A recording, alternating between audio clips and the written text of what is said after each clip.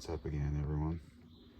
I noticed it's been almost about a month now since I did the introduction to the yard, and I figured that I would give a quick little visual update.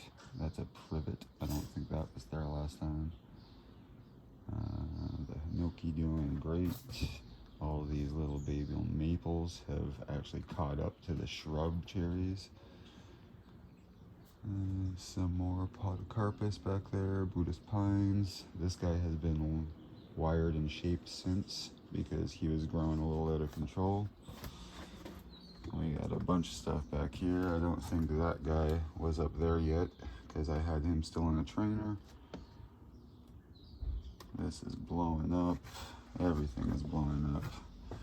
This is the one that I already cut back, and he's obviously very, very happy and healthy because I'm gonna have to cut it back all over again, and it's only been a week or two. And yeah, everything is very, very healthy, very happy. We got some kind of root over rock, slightly finished guy back there. Close up obviously on some ivy that I've got going across everything here. And this podocarpus has a bunch of branches finally starting on him. That's pretty cool. That guy's finished back there as well. It's just kind of hard to see because I've got him in a fairly protected spot. Both of those guys are doing absolutely fantastic. I'm gonna take a little walk down here. The hostas are starting to flower. Citronella blowing up. These guys, there's days where there's 5, 6, 7 of these guys open at a time on these now. And I'm pretty sure they did not look anything like that before. This was my Father's Day present from my daughter. The parsley looks more like a bush at this point. Again, the hostas are all flowering beautifully. The daylilies have all been coming out a lot. There's a ton of new buds about to start opening on those. We've got new life on the curly willows. This giant just keeps on growing up and up and up. He's got to be almost 8 feet or around there now. These were definitely not there before. These are a couple of sugar maples that were found off of a trail, and they're just reestablishing, but most of the leaves were already kind of half dying off anyways. I figured they were going to completely die from the shock of the transplant and stuff, but I'm actually surprised how much some of them are kind of hanging on. More maples absolutely blowing up in podocarpus. Look at this thing's got a million leaves already on it. That guy has been weird. He keeps on coming back and then he starts dying off, and then he comes back and he starts dying off. I've got it somewhere where I'm trying to control the amount of moisture it's getting and trying to get more sunlight on it so it dries the soil out more regularly, because I have a suspicion that it might be some root rot going on and it might just be staying too wet in that soil. Even though it's a really well draining soil, it just seems like that is the problem to me, especially with the way that the patches of color keep on coming through, because the other side of it is actually still pretty green. But yeah, anyhow, that guy's still in recovery mode. All of those things will not actually just crumble off. They're not even dried out. They kind of seem like they're half coming back to life, so that's pretty exciting. This guy I made a little short of the other day wiring. I found that behind my air conditioner. It was just like one leaflet that I have wired out like that, and now it's just growing. This guy's doing fantastic. All of these little pepper plants have just absolutely exploded now that I've moved where they're sitting. Same with all of the maples that are in behind. Some of these guys are just doing absolutely fantastic and getting tons of color leaves on single plants. That's a raspberry bush. That was definitely not there before. The field of hibiscus over here. It's a gray morning and it's pretty early. That's why a lot of these aren't really fully opened up yet. This curly willow has fully, at least seemingly, come back to life. It's already grown new branches and new leaves. So that's pretty awesome. That was just from a cutting. The air layering proceeds on the crabapple tree, which I have cut back a bunch so I could let more light get not only into the yard but in and around the tree as well. I did the same thing with the plum tree. I cut off a lot of the lower branches and a lot of the stuff that wasn't growing any fruit. And since then, I have now noticed 1, 2, 3, 4, which could be a bunch or it could be a triple trunk, which would be crazy. And there's another one in a pot over there.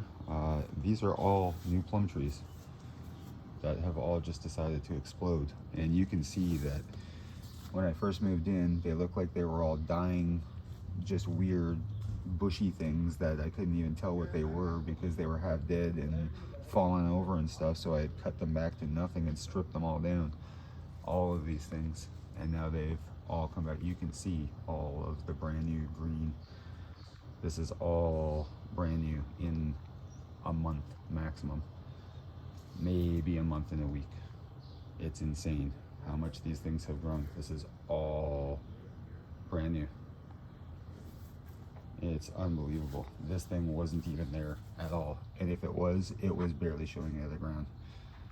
So that's pretty phenomenal. It was bent over really weird, so I kind of wired it a little tiny bit just to help him with his basic shape until he gets nice and strong like that. The strawberries I have since cut back because most of them had completely bloomed and ants were becoming a real problem. I think there's, yep, look, there's even a couple right there. And I've been trying to get rid of them, so I cut these all way back and they're all starting to flower and stuff again. And those are all going to be a whole new batch probably before the end of the summer. This hosta back here, which is an absolute giant, he's finally starting to flower. When I was cutting things back here, because this rose of Sharon is a monster that is probably 10 feet tall. It is absolutely unreal how big this thing is. But when I was cutting it back and thinning some of it out, way back here, growing out of that little spot in the corner up against the fence, I was like, what is this guy? Oh, this is interesting. And I pulled it all out, and it is a honey locust growing wild out of the corner. So I have pulled him through so he starts getting some sunlight, and ever since I did that, he is now exploding as well. So that's pretty cool. I'm actually going later today to pick up a couple of free honey and black locust trees. And that's also exciting. They're very, very, very small, but I'm going to train them to stay small. Some hydrangeas that were not around before. One of them is not mine, one of them is. This one is mine. I picked the smaller one to keep it more manageable. And these things, the price tag on them was $110 plus tax. And we got them for $10 each, which is just unbelievable. And they're like $10 tax in. It was absolutely unbelievable. So it was kind of hard to turn down, especially because they're so beautiful. And this guy was so healthy still, and I can kind of keep him maintained and at a fairly small size. I can keep on cutting him back and keep it without it getting absolutely gigantic, and let that trunk kind of fatten up a bit. A whole bunch of different kinds of peppers, and they are all doing fantastic, and there's tons of gigantic peppers on a whole bunch of them, and they are all doing great. And those are all Spanish onions in between all of that. And we got a friendly little juniper that I threw in there a couple of weeks ago. He was just a tiny little guy that I got given for free, and he's already showing a bunch of new life. I'm gonna let him maybe even just live in there until next year sometime. I haven't decided if I'm gonna dig it out come the winter time or not, but at least until the end of summer, that's exactly where he's gonna stay. And just some friendly little extra garden guys that I let live on because my daughter liked the color of the flowers. When I was ripping everything out, I decided to leave those in there. The monster cedar is very happy and healthy since I thinned him all out. I took a ton of stuff off of the bottom, and I went through, and you can see there was some chunks that were very overgrown and kind of dying and not getting any light at all. So I went through that and I cleaned that guy all up. Black elder, which as well you can see how much new growth is going on this guy. And you have to be careful and smart when you're cutting these things back, because every time you cut one, it usually grows 2 branches from where you've cut it, and it grows fast, like really fast. So if you're trying to maintain it, which I am, some of these are going to probably actually have to be trimmed fairly soon so that they don't get too out of control. Mugo pine, which I made a video, it's also on the channel, styling it and thinning it out and just kind of giving it a little bit more life and breathing, kind of like I did with the other trees, just thinning things out so that way the sun can get right in at everything. It was getting very overgrown. You can see the million little marks and stubs all over it from where I cut.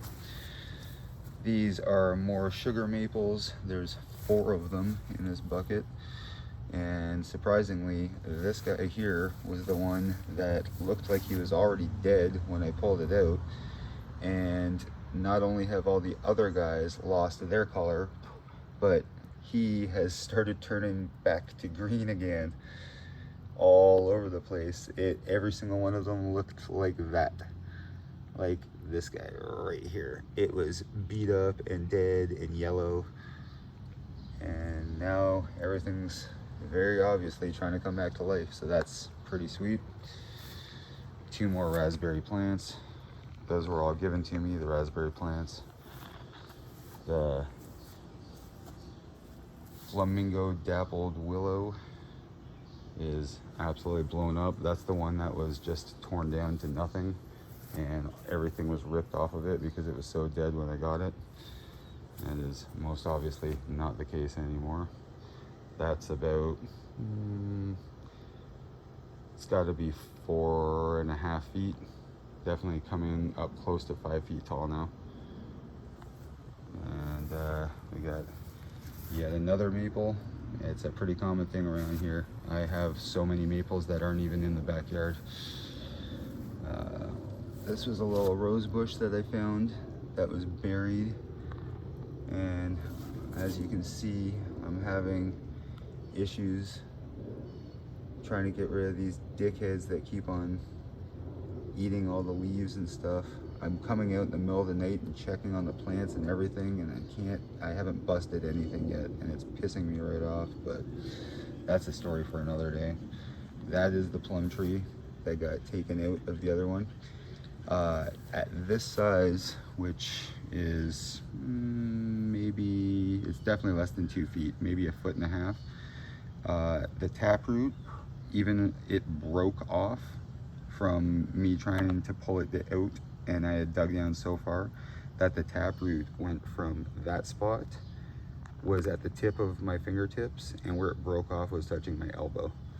I have never seen such a gigantic taproot on something so small before, so I have no doubts that that guy is gonna live on for sure.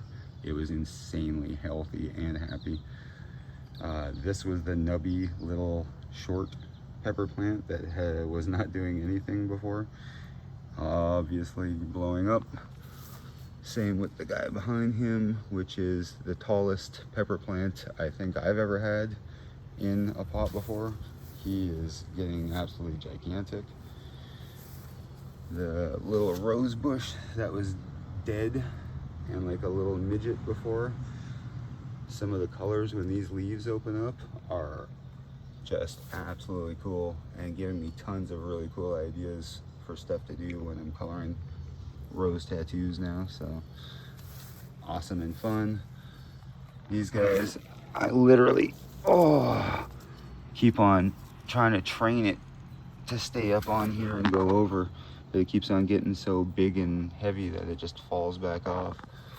But all of these guys have all very much come back to life. There was a bunch of gerbas open the other day. There's another little tiny $1 hibiscus over there. And these beans. So this is eye level for me now. It is unreal. They keep on trying to sneak through the fence, and then I'm pulling them back through and training them back down. And some of the spots, they have literally just started to fight with themselves and tie themselves into crazy knots and all kinds of stuff, because they just keep on looking for somewhere to go. It's unbelievable.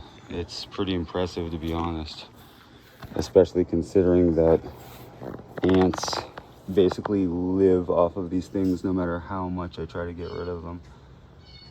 And the rest of the plants are just so healthy and so happy, and it's fantastic. And this spaghetti squash this is the original one that I've had to pull and turn and train.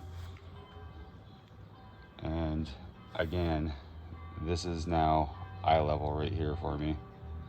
So this is now taller than I am, and it has started a second one that I am training going up this way. That is pretty impressive. That guy I found buried under a bunch of dirt in the back corner and transplanted over here, and outside of what the ants are destroying, the rest of him is very healthy and happy. This, I'm very, very surprised. I put in like a month ago. It was a cutting from a yew, and I figured that it would already be completely dead and gone. And it not only is it still green, but some of those tips are actually, I believe, new growth.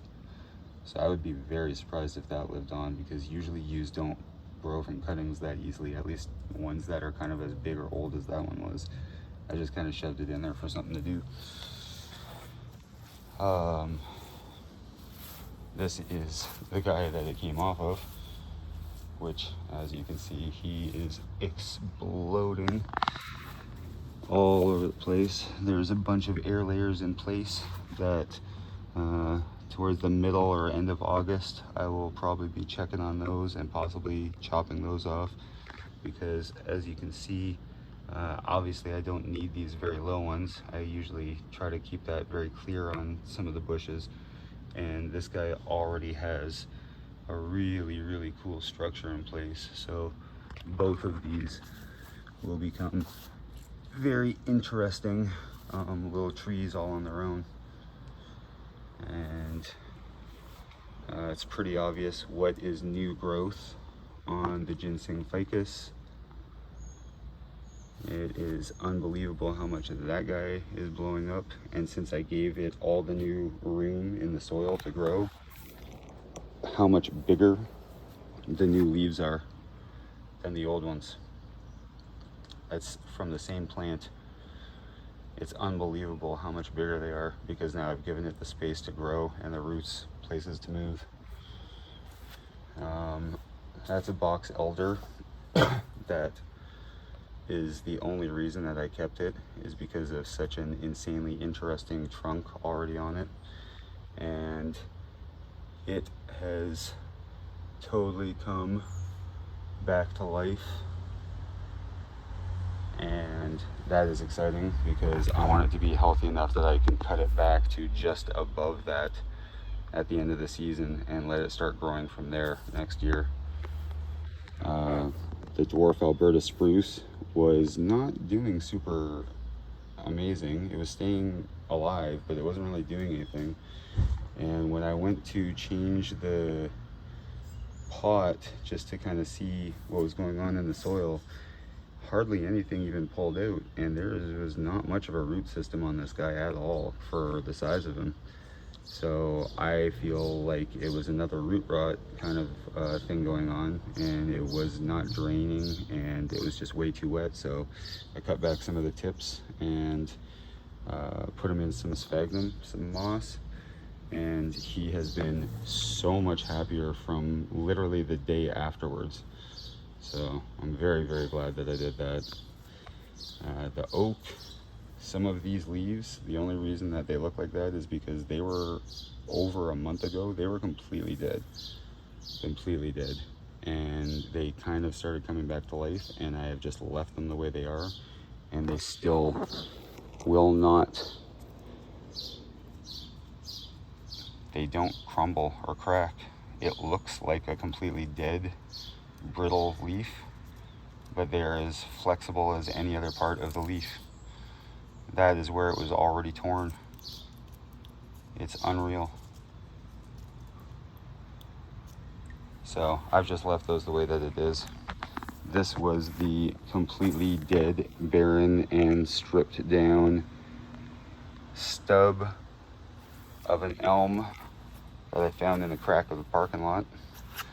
And he is very healthy, happy, and back alive.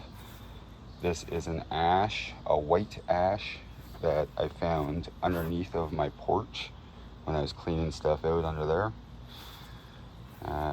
My first white hibiscus has finally bloomed. I found this cinder block buried in the back corner of the yard when I was cleaning stuff out. So I put some soil in the two spots. I believe this guy is going to be yellow, and I was doubting that that guy was going to be white because when the buds were starting, they looked like that, and I totally thought they were going to be the yellow ones, and I had maybe got them backwards. But then he came out, and boom, look at ants everywhere, and I keep on trying to get rid of them, and it's not working. So I might have to start getting extreme with them, which I really didn't want to do. But anyhow, yeah, everything is healthy, happy, doing well, and yeah. Oh, right, I forgot, I walked right past the 2 tomato plants. They just kind of hang out in the middle of the yard because I try to let them get as much rain and sun as possible. This thing was just a withered single stalk with a couple of leaves on it a few weeks ago that I got for $2, and now it is bigger, at least in actual size, than the one that I have been growing for weeks longer and was already way happier and healthier. Now, to be fair, I cut this guy back a lot, and as you can see by the insane amount of yield that I'm going to get off of one plant, I've been reading a lot of stuff on growing tomatoes and tricks on getting high yields, and as you can see, it's working very, very, very well. There has to be well over 20 tomatoes just on, like, that are well established, not just the little tiny nugs that are turning into things. There has to be 20, 30 actual tomatoes already going on this one single plant. It's pretty unbelievable, and they're all very healthy and doing well. So yeah. And this is also, I forgot, if you're interested in healthy stuff or tomatoes or gardening or any of that kind of stuff, this is an indigo kumquat grape tomato. you should look them up. That's exciting that he's starting to change color, because once they go to kind of like a reddy orange underneath and the purple on top, they are ready to rock, and they go a really cool orangey red. And these were apparently a project that was done in UBC fairly recently, and something about crossing the genetics of blueberries somehow into them, and that's why the skin started turning purple on parts of it. And apparently because of that, these things are insanely high in antioxidants and basically have all the same health benefits and whatnot as eating blueberries, but additionally with the grape stuff and the more of a taste of like a nice sweet grape tomato. But yeah, those are super interesting, and I can't believe how big this guy is. I keep on cutting him back and he keeps on going. But yeah, since apparently the neighbor's dog decided that he wants to get all loud and stuff, and I've been yapping for a long time already, I will end it here. But thanks a lot for everyone that's been watching so far. And it'd be cool if you guys subscribe and stuff, because then the odds of other people who are into this kind of stuff randomly getting suggested my videos and whatnot are a lot more likely. And it'll make it even more worth me doing all this stuff. So yeah, for today and for now, thanks for watching, and I will talk to you guys again soon enough. Have yourselves a great day.